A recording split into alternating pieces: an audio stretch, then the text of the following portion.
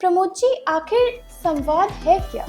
Communication क्या है ये हम सब लोग जानते हैं, लेकिन वो कम्युनिकेशन कैसा हो, उस कम्युनिकेशन का स्तर कैसा हो, हमारी जो सामाजिक व्यवस्था है उसके स्तर का पता लगता है कि जिस तरह की हमारा संवाद होगा उससे आप हमारे स्तर का पता लगा सकते हैं। अर्थात कि संवाद सब करना चाहते हैं, जानते हैं, किंतु सही संवाद, राइट कम्युनिकेशन। जी, देखिए, सहज संवाद के लिए जरूरी है कि हम स्वयं सहज रहें। हम संवाद तो सहज चाहते हैं, संबंध तो सहज चाहते हैं, हम स्वयं सहज नहीं। एक बात जरूर ध्यान रखें, अपने चित्त को शांत रखें और ये मान के चलें कि जो मैं कहने आया हूँ वो बात मानी भी जा सकती है और नहीं भी मानी जा सकती। लोग विचलित हो जाते हैं इस वजह से कि वो ये सोच के जाते हैं कि हम जो बात कहने आए हैं वो मानी जाए।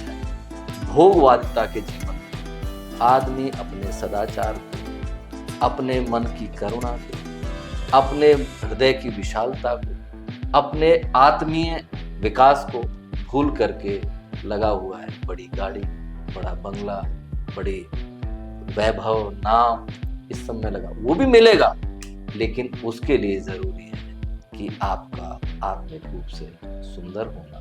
मानवीय व्यवहार का संवाद एक ऐसा साधन है जिसका कोई विकल्प नहीं बना है। अपने विचारों, अपनी भावनाओं, अपनी परिस्थितियों और अपने मन मंतव्य की बात को सहजता से कह देना केवल मात्र संवाद नहीं, अपितु आपके व्यक्तित्व, आपकी परिस्थिति और आपकी बात का महत्व, समय एवं अवसर के महत्व को ध्यान में रखते हुए जो हम संवाद करते हैं वह संवाद ही सार्थक माना जाता है।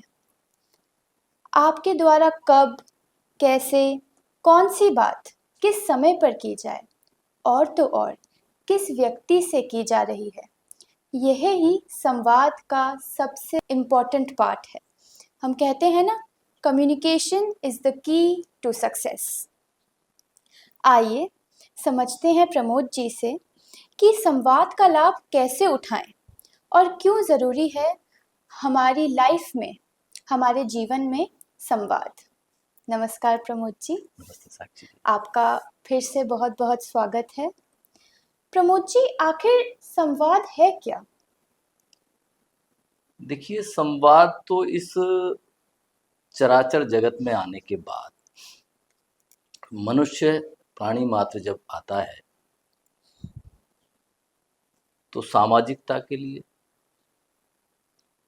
अपनी आवश्यकताओं के लिए, या फिर ये कहें कि इस सांसारिक जीवन की प्राथमिक मूलभूत आवश्यकता है संवाद।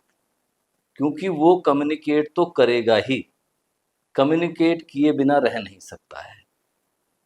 क्योंकि ये हमारी सामाजिक ताना बाना, हमारा ये सांसारिक जीवन, इसके लिए कम्युनिकेशन एक आधार है। लेकिन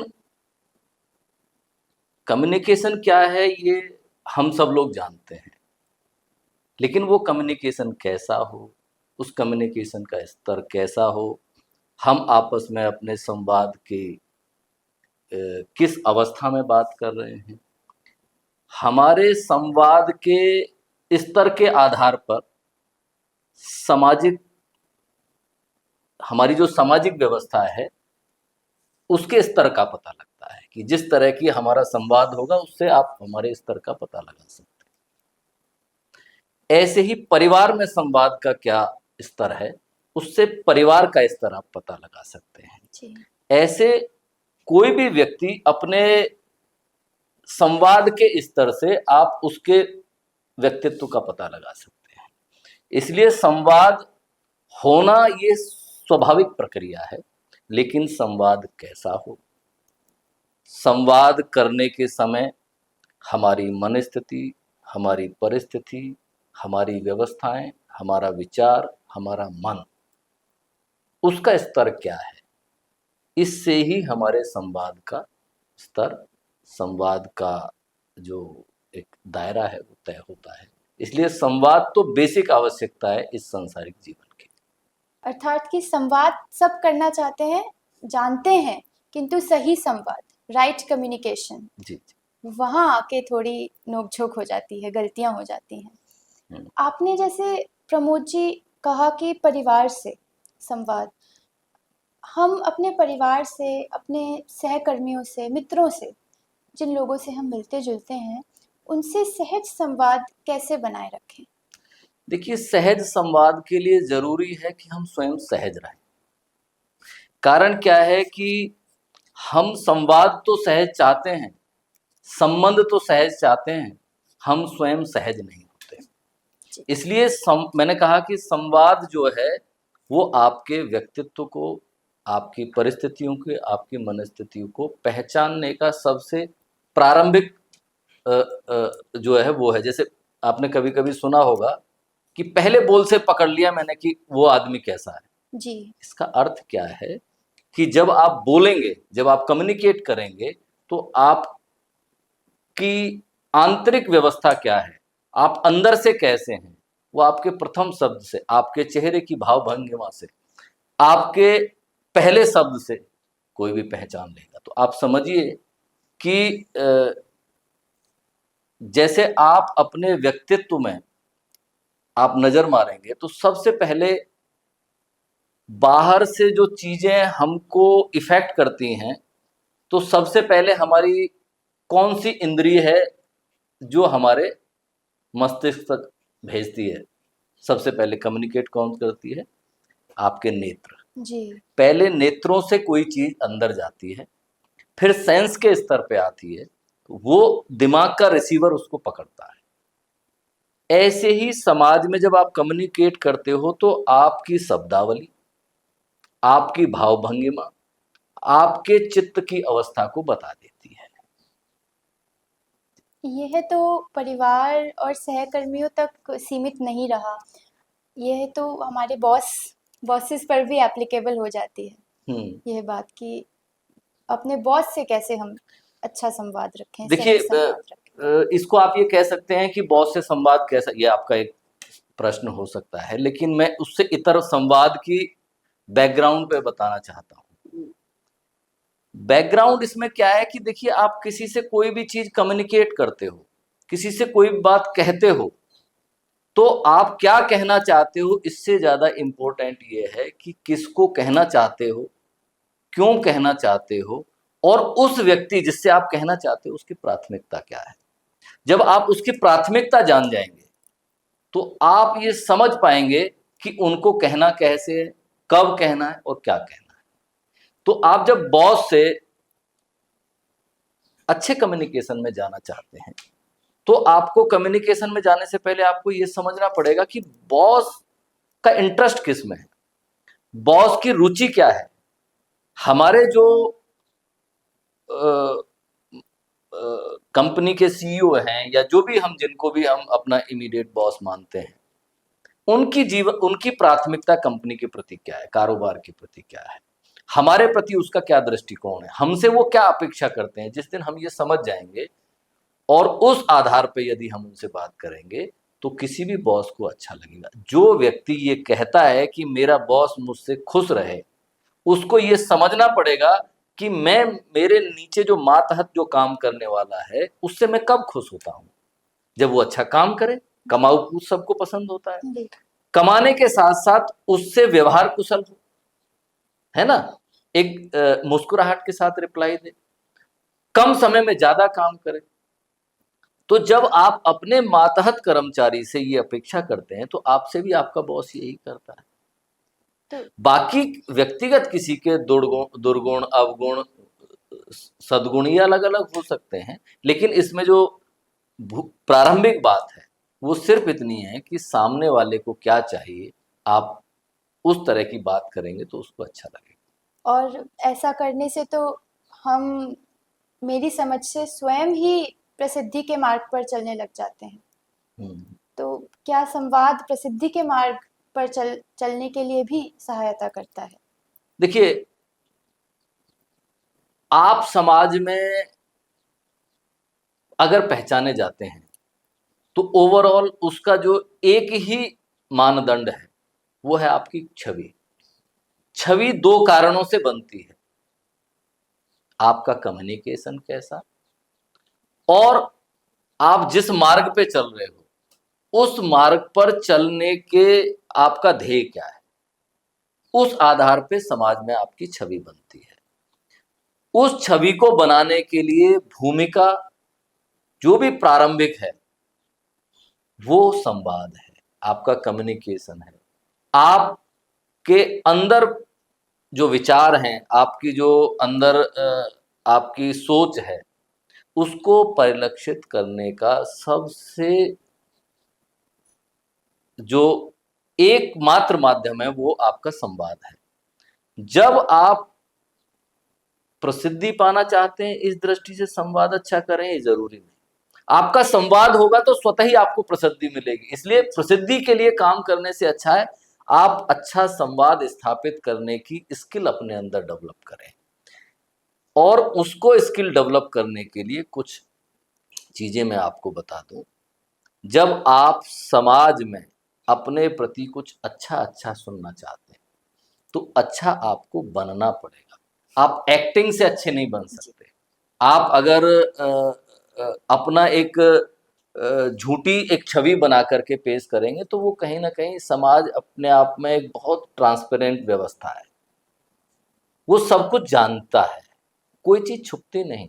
इसलिए अगर आपको अच्छी छवि बनानी है, आपको प्रसिद्ध होना है, तो आपको अच्छा होना पड़ेगा। अच्छा होने के लिए आपके विचार अच्छे हों, आपकी नीति और नीयत अच्छी हो, आप सदाचारी हों और आप सभी के प्रति सद्भावना रखने वाले हों।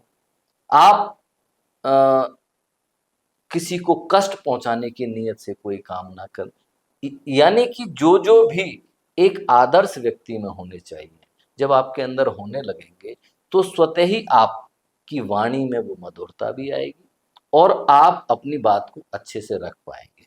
जैसे किसी योगी के आप जीवन को लें और वो ध्यान करके आए हैं, ध्यान करते हैं, उनकी स्वभाव है, आप उनसे कोई बात कहेंगे तो आपको बहुत गहरी आवाज में उनकी आएगी। क्यों? क्योंकि वो वोकल नहीं है, वो अपने आप को उन्होंने गहरा उतारा है। जब उनके मन से, क्योंकि किसी भी योगी के मन में, योगी तब है जब उसके मन में करुणा है, उसके मन में एकांत है, उसके उसके उसके मन में भाव है, उसके मन में करुणा है। जब करुणा दया इसका सामुच्य हो जाता है तो उसकी वाणी में बहुत मिठास आ जाती है। आप वाणी में मिठास नाटकबाजी से अगर करना चाहते हैं और समाज में अपनी छवि के लिए कुछ क्रिएट करना चाहते हैं तो वो बहुत लंबे टाइम तक नहीं चलता। तो ये मेरा उत्तर यही है कि यदि आप समाज में अच्छी छवि चाहते हैं, अपने आप को प्रसिद्ध करना चाहते हैं, तो उस प्रसिद्धि की चाह से पहले अपने आत्मिक सद्गुणों की चाह बहुत जरूरी है। बिल्कुल, I completely agree with you. Pramod ji, आपने कुछ समय पहले ये बोला कि बॉस से, परिवार के लोगों से, सहकर्मियों से और मित्रों से हम कैसे सहज संवाद रखें। हमें व्यक्ति की प्राथमिकता देखनी है और उसी से हमें मालूम होगा कि हमें क्या, कैसे, कब बोलना है। किंतु जब हम किसी से पहली बार मिल रहे हैं, जैसे कि कॉर्पोरेट मीटिंग्स, हमारे यूथ में काफ़ी लोग जॉब कर रहे हैं, कॉर्पोरेट में हैं, या किसी से भी पहली बार हम मिलते हैं, तो उनसे कैसे हम सार्थक अच्छे रूप से संवाद करें, सहज संवाद करें। आजकल आपने क्रिकेट में एक प्रचलन सुना होगा कि क्रिकेट वनडे हो या 2020 हो, तो उसमें खिलाड़ी क्या करते हैं, बैट्समैन सामने वाले बॉलर को पिछले 25 मैच उसके देखता है कि वो कैसी बॉलिंग करता है, किस लेंथ पे करता है, क्या करता है। ऐसे ही बॉलर बैट्समैन की पुरानी, जैसे अब उसको इस सामने वाली इंडियन टीम है और ऑस्ट्रेलिया की टीम, तो वहां के खिलाड़ी हमारे खिलाड़ियों के बारे में देखेंगे और हमारे खिलाड़ी वहां के खिलाड़ियों के बारे में देखेंगे। इसलिए मेरा जिस तरह की आपने बात कही, मेरा उनको ये सुझाव है कि जब कभी भी आप किसी से मिलने जाएं, चाहे वो कॉर्पोरेट मीटिंग है, चाहे आपका इंटरव्यू है, चाहे आप पहली बार किसी के मन में अपनी छवि उतारना चाहते हैं, या आप अपने गुरु के पास जा रहे हैं, प्रिंसिपल के पास जा रहे हैं, किसी के पास भी जा रहे हैं, यदि आप उसको मोहित करना चाहते हैं जी। या फिर आप उसको प्रभावित करना चाहते हैं, तो सबसे पहले जरूरी ये है कि आप ये समझ लें कि वो कैसे व्यक्ति हैं, उनके विचार कैसे हैं, उनका स्वभाव कैसे है, उनकी योग्यता क्या है, उनकी प्राथमिकता क्या है। जब आप ये समझ जाएंगे तो आपको कम्युनिकेट करने में आसानी होगी। ये तो हुई आधी बात। पूरी बात ये है कि आजकल मैंने देखा है कि कॉरपोरेट मीटिंग हो या नौजवान कहीं किसी के पास जाते हैं तो अपनी पहले पीपीटी तैयार करेंगे। पीपीटी तैयार करने का अर्थ ये है हमको क्या बोलना है बस इतना पता करना है। तो मेरा सुझाव है आप जो कहना चाहते हैं वो जरूर कहना, लेकिन जब कभी भी किसी मीटिंग में जाएं तो पहले उनकी सुनना। जब आप उनकी सुन लेंगे और उसके बाद आप कहेंगे, अपनी बात रखेंगे, तो मुझे लगता है वो बहुत प्रभावी रूप से आप बात रख पाएंगे और उनको भी उतनी गहराई तक वो बात समझ में आएगी। कारण क्या है कि अधिकांश लोगों में एक स्वभाव होता है ज्ञान का अभिमान। बिल्कुल। सामने वाला आपसे ऊपर की कुर्सी पे बैठा है, आप उसके वहां जा रहे हैं, तो निश्चित रूप से उसको एक ज्ञान का अभिमान होता है। ये एक सामाजिक प्रॉब्लम है। जब आप जाएं तो पहला काम ये करें आप उसको सुनें। अगर वो ये प्रश्न कर दे कि हाँ बताइए अपने बारे में, पहला क्वेश्चन ये होता है आप अपने बारे में बताइए, इसका अर्थ ये है कि वो आपसे सुनना चाहता है। ऐसी परिस्थिति आए तो आप उनको वही कहें जिस तरह का स्वभाव, जिस तरह की सोच, जिस अपेक्षा से आपको बुलाया है, उस अपेक्षा के बारे में ही आप अपनी बात कहें। उससे इधर और आगे पीछे कुछ ना कहें। जी। और इस पूरी कम्युनिकेशन में एक बात जरूर ध्यान रखें, अपने चित्त को शांत रखें और ये मान के चलें कि जो मैं कहने आया हूं वो बात मानी भी जा सकती है और नहीं भी मानी जा सकती। कई बार लोग विचलित हो जाते हैं इस वजह से कि वो ये सोच के जाते हैं कि हम जो बात कहने आए वो मानी जाए। बिल्कुल। अब उसको न मानने जैसी परिस्थिति आती है तो उसको लगता है, वो विचलित होने लगता है। तो आप देखेंगे कि उस कार्यालय का, उस कक्ष का वाइब्स में कुछ तनाव सा आ जाता है अपने आप। क्योंकि व्यक्तित्व जब आप कहीं बैठेंगे ना तो वाइब्स होती हैं, वो आपके आभा से बाहर आती है। इसलिए कोशिश करिए कभी आप किसी के पास जा रहे हैं और कुछ कहना चाहते हैं और आप किसी चीज़ पे किसी को एग्री करना चाहते हैं, तो ये जो 3-4 बातें मैंने कही हैं उनके सामुच्य को, उनकी पूरी की पूरी एक चेन को समझने की ज़रूरत है। जब तक हम इसको नहीं करेंगे तो वहाँ से मीटिंग किसी परिणाम पे नहीं पहुँचेगी। मैं बिल्कुल प्रमोद जी, कम्युनिकेशन के तो 2 पार्ट हैं ही। एक पार्ट अगर स्पीकिंग है तो दूसरा तो लिसनिंग है। दोनों ही इक्वली इम्पोर्टेंट हैं और मैं अपने दर्शकों को बताना चाहूँगी कि मुझे आज भी याद है, मैं जब पहली दूसरी बार प्रमोद जी से मिली थी तो उन्होंने मुझे यही पूछा था कि आप मुझे बताइए कि आपकी मुझसे क्या अपेक्षा है। तो इसीलिए हम जब पॉडकास्ट करते हैं तो विषय ऐसे होते हैं कि सामने वाले को लगेगा कि बहुत जनरलाइज्ड है, कोई भी कर लेगा, मगर ऐसा नहीं है। प्रमोद जी एक ऐसे व्यक्ति हैं जिन्होंने इन सब विषयों को, सब टॉपिक्स को अपने अंदर समाया हुआ है, इन पर अध्ययन किया है, उसके बाद ही वह ये सब बोल रहे हैं। नहीं, मैं अपने दर्शकों को ये डेफिनेटली बताना चाहती थी। प्रमोद जी, यह तो बात हुई कि संवाद ज़रूरी क्यों है, किंतु यह भी समझना ज़रूरी है कि संवाद एक कला है। कैसी कला है संवाद, और कला क्यों कहा जाता है संवाद को? देखिए, कई बार संवाद सामान्य परिवेश में लोग भाषण से लेते हैं। कोई नेता है, अच्छा भाषण दे रहा है, इसका मतलब वो अपनी बात प्रभावी रूप से रख पाता है। किसी आप संत की बात जाइए तो कुछ संत ऐसे मिलेंगे जो ध्यान मार्गी होते हैं, वो ध्यान के मार्ग में तप होते हैं, लेकिन कुछ बोलने के प्रवीण होते हैं। जी। दोनों में कमी कोई नहीं है, लेकिन कौन अपनी बात कितने प्रभावी रूप से रख पाता है, ये अलग अलग व्यक्तियों की अलग अलग विधा है। तो इसमें कुछ विधा आदमी की वंशानुगत भी होती है। कई बार बात रखने की कला का निर्माण प्रारंभिक जीवन के संस्कारों से भी होता है। परिवार में कैसी व्यवस्था है, परिवार में रहन सहन कैसा है, परिवार में उसके माता पिता उसको कैसे डील करते हैं, है ना। जैसे आजकल तो स्कूलों में बच्चों से स्पीच कराया जाएगा, बच्चों से बोलने का तरीका बताया जाएगा, तो ये है। तो कम्युनिकेशन स्किल जी कैसी हो, जी ये जी इन सब पे बहुत काम हो रहा है वर्तमान में। लेकिन हमारे समाज में ये प्रारंभ से एक व्यवस्था थी, अब उसकी स्किलिंग हो रही है अनफॉर्चुनेटली। लेकिन अपनी बात रखने की एक कला निश्चित रूप में से आदमी में स्वाभाविक भी होती है, और वो चाहे तो इसमें निपुण होने के लिए अपने आप को परिश्रम के आधार पर भी इसमें निपुण कर सकता है। उसके लिए जो पहला शर्त है, पहली शर्त है कि वो भाषाई रूप से पुष्ट हो। भाषा के मामले, चाहे वो जी इंग्लिश में बात रखता है, हिंदी में बात रखता है, बंगला में रखता है, मराठी, भाषाई रूप से पुष्ट हो। दूसरा सबसे इंपॉर्टेंट है अध्ययन। जिस विषय पे आप बात रखना चाहते हो उसका अध्ययन आपको होना चाहिए। तीसरा, आप किन के सामने आप अपनी बात रख रहे हो, आप भीड़ के सामने, भीड़ का स्तर क्या है, भीड़ किस लेवल की है, आप किसी कॉन्फ्रेंस में रखना चाहते हो, उनका अध्ययन का स्तर क्या है, उनकी समझ क्या है ना। तीसरा,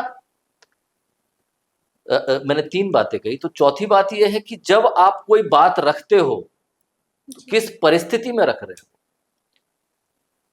पांचवा, आपकी स्वयं की मनस्थिति क्या है। स्वयं की मनस्थिति भी बहुत इंपॉर्टेंट है। आप कभी कभी विचार करिए, घर से कोई व्यक्ति तनाव में निकला और ऑफिस में जाकर के, तो ऑफिस में बोलते हैं ना, घर लड़के आए हो क्या। हाँ इसका अर्थ ये है कि जब आपका मन अशांत होगा तो आप अपनी बात प्रभावी रूप से नहीं रख पाएंगे। और अपने मन को शांत रखने के लिए आपको 2 ही चीजों की आवश्यकता है, अध्ययन और आध्यात्मिक चेतना। आध्यात्मिक रूप से पुष्ट व्यक्ति ही अपनी बात को सार्थक रूप से, सहज रूप से रख पाता है। इस बात को बहुत कम लोग समझने वाले हैं कि आप अपनी बात को रखने में यदि प्रवीण होना चाहते हो तो आध्यात्मिक रूप से आपको जागरूक भी रहना चाहिए, आध्यात्मिक रूप से आपको पुष्ट भी रहना प्रमोद जी, आपने कहा कि जिनसे हम संवाद कर रहे हैं देखना चाहिए कि उनका क्या लेवल है। भीड़ में करें चाहे एक या दो व्यक्ति से करें, किंतु लेवल क्या है और हमें क्या बोलना है, वो परिस्थिति क्या है, और हम भी मानसिक तनाव में तो नहीं हैं। यह सब चीज़ें देख के हमें संवाद करना है। किंतु अपने जीवन में हम ऐसे कई व्यक्तियों से मिलते हैं जो बिना सोचे समझे बोल देते हैं, यूं कहूँ कि बड़बोले हो जाते हैं। ऐसे व्यक्तियों के सामने हम, जिसको बड़बोला नहीं होना है, वो कैसे रिएक्ट करें, हम सहज कैसे रहें। देखिए, समाज में सब प्रकार के लोग जी आपको मिलेंगे ही। जी आप जैसे हैं वैसा ही सामने वाला मिले, ऐसा कभी होता नहीं, है ना। इसलिए जीवन में सब प्रकार के लोग मिलें, उसको एक चुनौती मान करके सबको आप ठीक नहीं कर सकते, बिल्कुल। लेकिन आप अपने आप को ठीक कर सकते हो। जी यही आपके प्रश्न का आधार जी है ना। तो मुझे उसमें इतना ही कहना है कि जब आप समाज में अ, जाते हैं, बैठते हैं, सोसाइटी में काम करते हैं, ऑफिस में काम करते हैं, तो सब तरह के लोग मिलेंगे। उनको सामान्य भाषा में कहेंगे तो झेलना आना चाहिए। और आप झेलने से आगे जाना चाहते हैं तो आप अपने व्यक्तित्व में इतनी परिपक्वता रखें कि उसकी बातों को अनदेखा करें, और अपने समय और ऊर्जा को बचाने के लिए उनको आप ये कह सकते हैं कि आप जो कह रहे हैं बिल्कुल सही है, और आप जो सोच रहे हैं वो बिल्कुल सही है, और जो आपने कहा उसके आधार पे आप अपने जीवन में चलिए। मेरी शुभकामनाएं आपके साथ हैं, क्योंकि इससे ज़्यादा, क्योंकि आप तो सकारात्मक व्यक्ति हैं ना। सकारात्मक व्यक्ति को आप किसी को कमी बता दीजिए, वो तुरंत फायर हो जाएगा। तो जब हम सोसाइटी में संवाद के लिए जाते हैं, या सोसाइटी में हम किसी से कोई सींग तो अड़ाना नहीं चाहते, तो ठीक है, सबसे प्रारंभिक बात यही है आपके उत्तर की, आप दया रखिए। वो जैसा जो बोल रहा है ना, ईश्वर उसको सद्बुद्धि दे, मेरी शुभकामनाएं। और मैं चाहूँगा कि जो है ना, ईश्वर इसको सद्बुद्धि दे। बस इसको सोचिए, सुनिए, इधर से सुनिए, इधर से निकाल लीजिए, अपने समय और अपने मन को खराब। मुझे एक बात याद आती है। एक इंसान था, तो उसने कहा कि ये एक जोक है कि जब भी कोई बेवकूफ़ मिले ना, तो कोई कोई भी बात रखे, यही बोलो कि हाँ तुम सही हो। तो दूसरा इंसान बोलता है कि नहीं, ये तो बहुत गलत बात है, ऐसे कैसे तुम सह सकते हो, बोलना चाहिए। तो पहला इंसान बोलता है हाँ तुम बिल्कुल सही हो। कि ऐसे लोगों से भिड़ने से क्या मिलेगा, कुछ भी नहीं। आपने जब अपनी बात रखी तो कहा कि हमारे जीवन में हर तरीके के लोग मिलेंगे, जी। उसमें एक तरीके के लोग ऐसे भी आते हैं जो जान के नाराज होते हैं। अब ऐसे लोगों से हम संवाद कैसे करें, क्योंकि वो तो करना ही नहीं चाहते संवाद। जी, देखिए, विवाद का सबसे बड़ा आधार है संवादहीन हो जाना। संवादहीन कौन होता है? जो किसी को अपना मानता है। ठीक है, तो आप घरों में भी देखिए, तो भाई भाई से नाराज हो गया तो सबसे पहला काम करेगा, बोलना छोड़ देगा। क्योंकि वो बोलना इसलिए छोड़ रहा है क्योंकि वो आपको तड़पाना चाहता है कि मेरे बिना रह सकते हो कि नहीं। तो मेरा जो भाई है वो मुझसे अगाध प्रेम करता है, मैं जानता हूं। संवाद वो इसलिए नहीं कर रहा कि वो मुझको पीड़ा पहुंचाना चाहता है, क्योंकि गलती हुई कहीं ना कहीं, किसी की भी गलती। तो सबसे पहला तो संवाद ऐसे लोगों से करने का आधार है, आप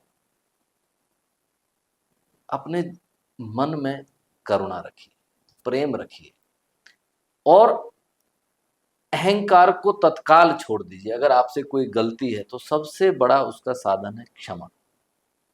आप उसकी गलती है उसको क्षमा करें, अपनी गलती है तो अपने आप से उसके सामने क्षमा मांगे। अब बात रही, कोई समाज का ऐसा प्राणी है जिसका स्वभाव ही नाराज होना है, या जिसे हम पसंद ही नहीं करते। हाँ, तो अब कोई व्यक्ति अगर आपको पसंद नहीं है और वो नाराज है तो आपकी बला से जाए। हाँ, उसमें एक बात बड़ी इंपॉर्टेंट है, गलती आपकी तरफ से नहीं जी। हमारी तरफ से कोई गलती नहीं है। वो अपने आधार पर अगर नाराज है तो उसको ईश्वर के इच्छा से छोड़ देना चाहिए। क्यों?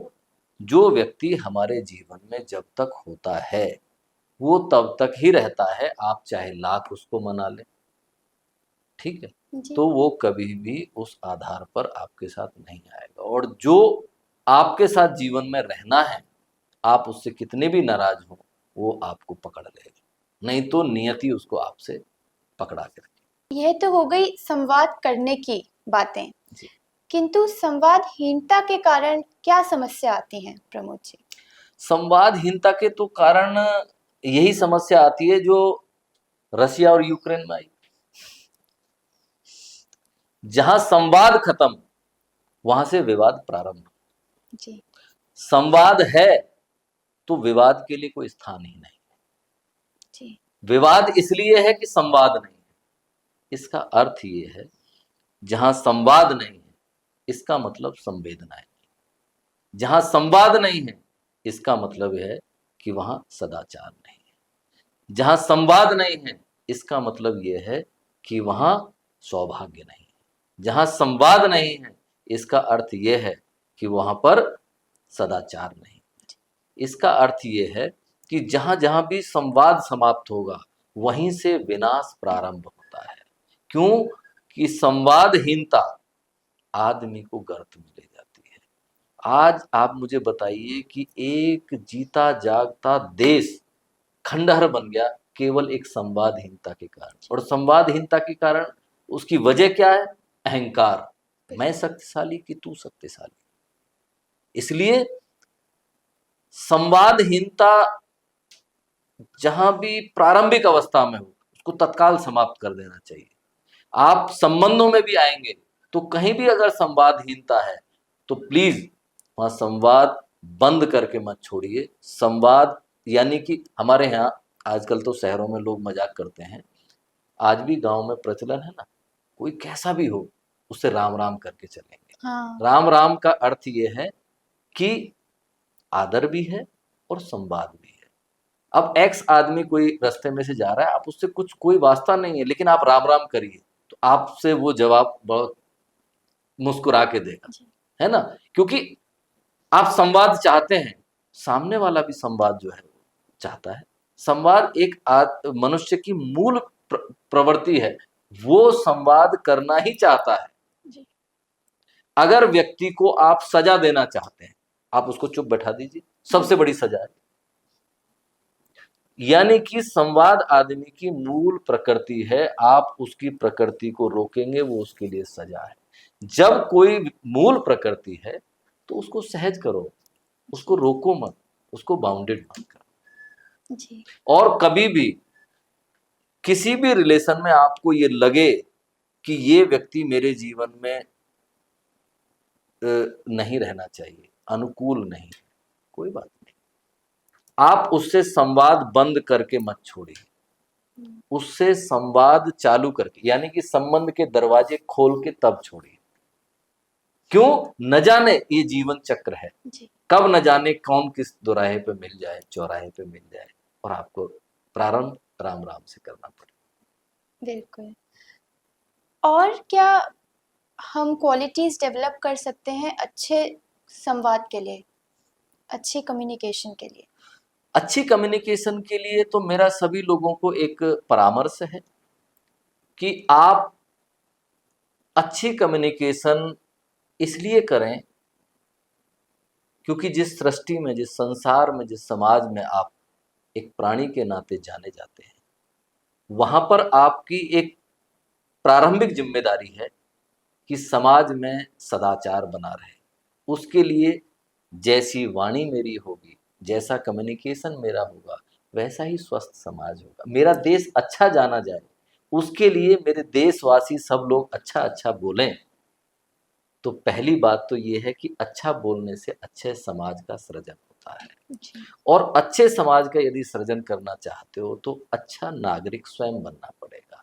और अच्छे की डेफिनेशन सबको पता है, किसी को नहीं पता है ऐसा नहीं है, लेकिन इस विकास की जीवन शैली में होते सतत परिवर्तन की अंधी दौड़ में, भोगवादिता के जीवन में आदमी अपने सदाचार को, अपने मन की करुणा को, अपने हृदय की विशालता को, अपने आत्मीय विकास को भूल करके लगा हुआ है बड़ी गाड़ी, बड़ा बंगला, बड़ी वैभव, नाम, इस सब में लगा। वो भी मिलेगा, लेकिन उसके लिए जरूरी है कि आपका आत्मिक रूप से सुंदर होना बहुत जरूरी है, तभी समाज में आप एक अच्छा स्थान प्राप्त कर सकते हैं। बिल्कुल।